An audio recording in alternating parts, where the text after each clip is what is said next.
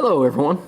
Lately, I've taken some questions about location services and public posts on social media apps, and a lot of people were asking me questions about it and what they should do about it. So I'm just going to cover relatively quick both the Android devices and the iOS devices, and we're going to talk just real quick about location services and how they should be managed. So what we have right here is a Samsung Galaxy S3.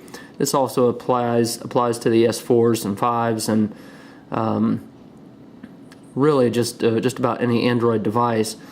Out of the box, Android has their location services here, and for the most part, and I say for the most part, it's kind of an all or nothing option.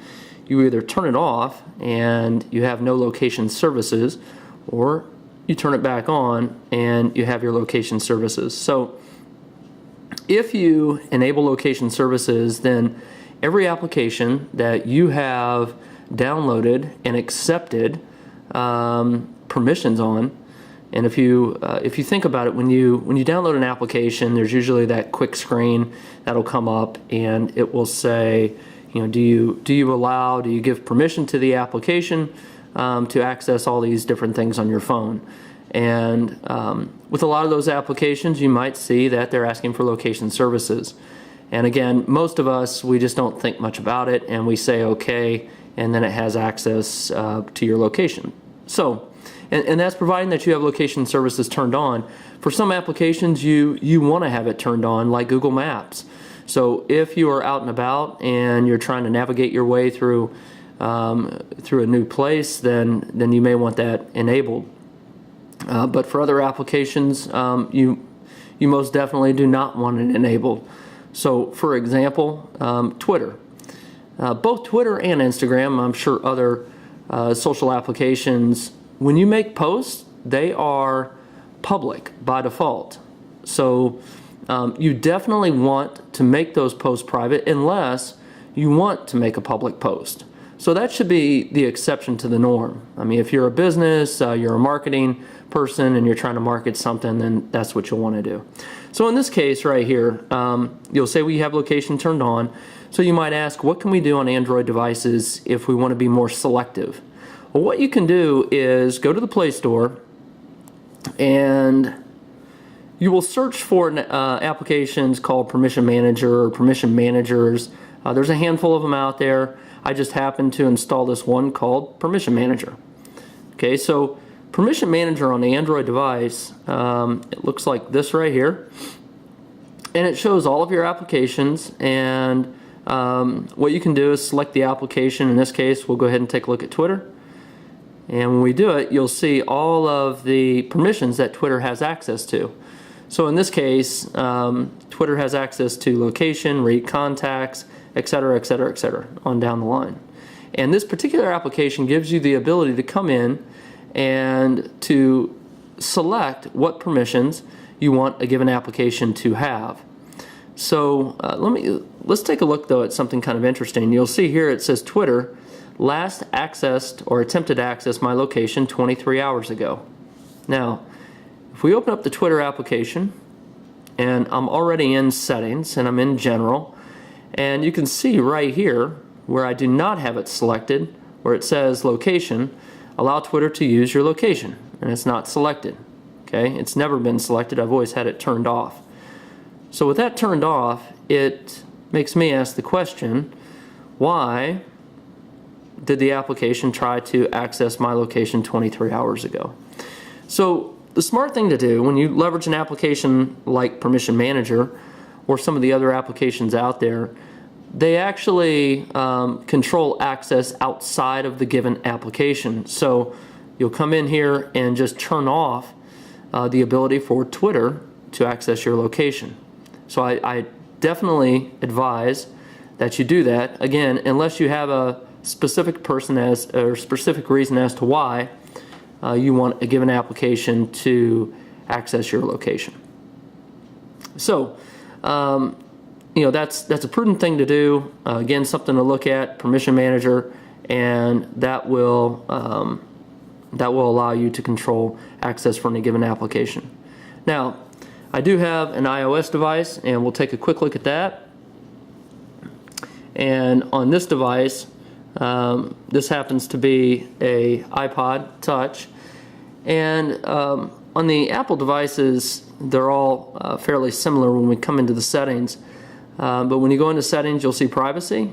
Select privacy, and look here at the top, you have location services, and you could see that globally this is turned on, which is fine. When you go into location services, you'll see the individual applications down here, which is kind of nice.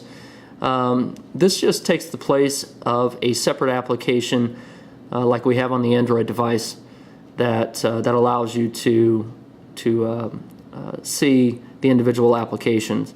So in this case, you'll see that there's camera commands, there's Instagram, and some other applications in here. And if you'll notice, the camera is turned off for location services. And I'm actually a big fan of that, because if you have that on and you take pictures, those pictures are geotagged with the coordinates that the picture was taken. So if you upload that picture, the location information can be pulled out, and the person with that picture can identify where that picture was taken.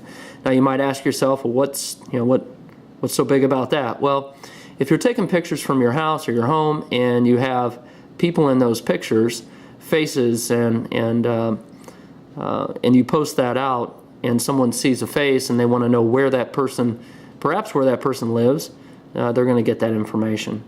Instagram is something else. By default, as I mentioned, Twitter does the same thing, but all posts are public. So if you make a post on Instagram and you have not modified your privacy setting within the application, your post will be public to the world. And if you have your location services turned on, now not only are you posting to the world, but you're also posting exactly where that image was taken. And again, that applies to both Instagram and Twitter, and I'm sure the other social applications and sites do something very similar. But again, this video is just really focused on Instagram and Twitter. So again, this is how you would modify your location services for the iOS, and we also talked about the Android devices, and hopefully that definitely helps you out. We'll do a quick step. It'll be a video screen grab on some information on both Twitter and Instagram. Okay, let's take a look at Instagram and Twitter. And we want to look at the privacy settings on each one of these social applications.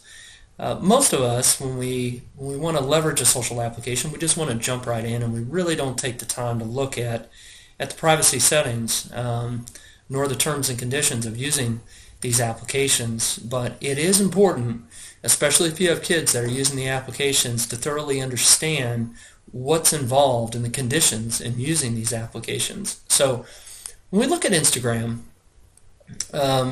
you will notice right here they call attention to the fact that by default anyone can view your profile and posts on Instagram because they are made public by default. So Twitter does the same thing. But when we look at this, so when you first install the application, by default it is made public. So they talk about it here. You can make your post private in the Instagram app, so only approved followers can see them. And you'll notice right here, post can't be set to private from a desktop computer at this time. So you have to have the mobile application in order to modify this setting. So I would highly recommend that you take the time, and you can see here it's just a few steps for the iOS and Android, but take time and follow these steps and set your post to private. There's no reason to have them public when you think about it, unless you are if you're a public figure or perhaps a company, and you want to advertise or broadcast in a very broad manner, then you will set it to public. But for most private users, especially kids, there's no reason to have this set to public. So definitely take some time and set this to private. Now, part of the frustration here is that I found another segment on the Instagram site under Tips for Parents, and what I find interesting is they say anyone signed in the Instagram app can view photos or videos on someone's public profile, as stated before. And what I think is interesting is this statement. We suggest setting your post to private. Well, here's what's interesting. Okay, if they suggest setting your post to private, then why don't they make it private by default? Why is it set to public by default? So if they're looking out for your best interest, why is this set to private? Nonetheless, take some time and set your post to private. You should also be aware and know of a few other things in here. So here's some good documentation on A Parent's Guide to Instagram.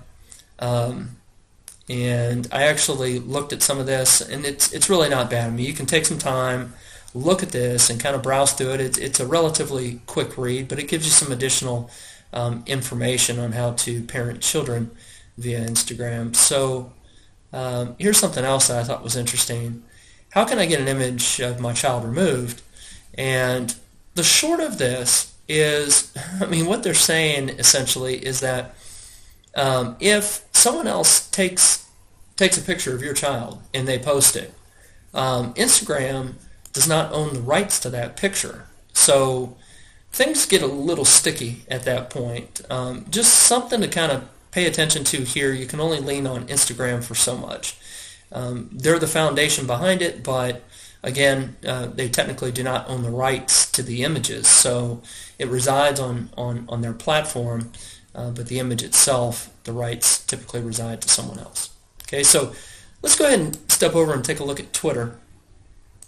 Now, they talk right here, what's the difference between public and protected tweets?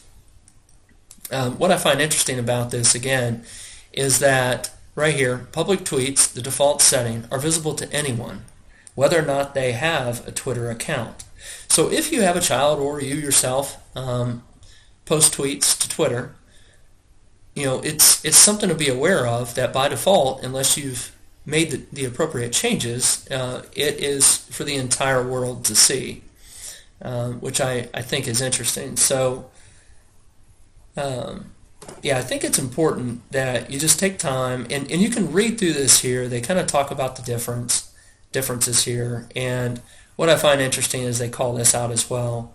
Accounts with protected tweets require manual approval of each and every person who may view that account's tweet. I mean, they make it sound like, you know, it's so cumbersome here, right? It requires manual approval. Well, I think it's important, and it's kind of similar. It's similar to Facebook. You know, when people friend, if they friend other people, then they have to accept that friend request in order to share the post. Again, now Facebook's another topic, and we can have a separate video on that. But you can make your post public in Facebook as well. But for the most part, when a post is made, it's made to the friends. So in this case, they make it sound like, wow, this is so cumbersome, you know, to manually approve each and every person who wants to follow you. Well, only your friends should be following you to begin with. You should know the people that follow you. So when those people want to follow you, yes, you approve them. Turn your post to private and get away from public, and you'll be in much better shape. And keeping in mind that when you go to private and you also turn off the location services on the devices that you're using to post, now you're in a much, much better place. Keep in mind, always keep in mind though, that Twitter and Instagram and the other social sites, ultimately they have that content on their servers. So even though you've taken these additional steps to safeguard your privacy, they are still there. But the general public does not have access to your information, and overall you will be in a much better place as you go to use these services. All right, I did want to chat real quick about the settings within Twitter. So this is from the desktop, and if we take a look at this, you'll see right here where it talks about tweet privacy, and that's what we just talked about making your tweets private. So you'll want to come in and select this option here. The other thing you want to take note of, though, is photo tagging. And I always think that it's a good idea to select either this option down here, which is only allow people I follow to tag me in photos, or to not allow anyone to tag me in photos.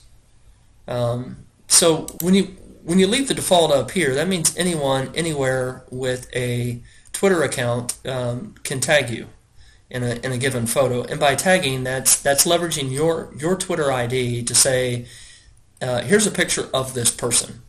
So you may or may not want that. And again, from a privacy perspective, I would suggest that you're only allowing people to tag you if you follow them, or just don't do it at all. So that's another option there. The other thing, if we come down, we look at discoverability. So this is saying let others find me by my email address. That's not necessarily a bad thing. I mean, if they know your email address, best of luck to them. So tailor Twitter based on my recent website visits. So I don't really like this option at all. This is basically picking up on, it's like breadcrumbs of where you've been on the web. It's go ahead and uncheck it. You don't need it. And I always like this one down here. Tailor ads based on information shared by ad partners. Well, hey, we all love advertisements, right? So uncheck that. You don't need it. So hope that helps some people out there. Again, if you like the video, feel free to subscribe to the channel and post some questions if you want, and I'll do my best to do some research and to answer them, and we'll go from there. Enjoy your day.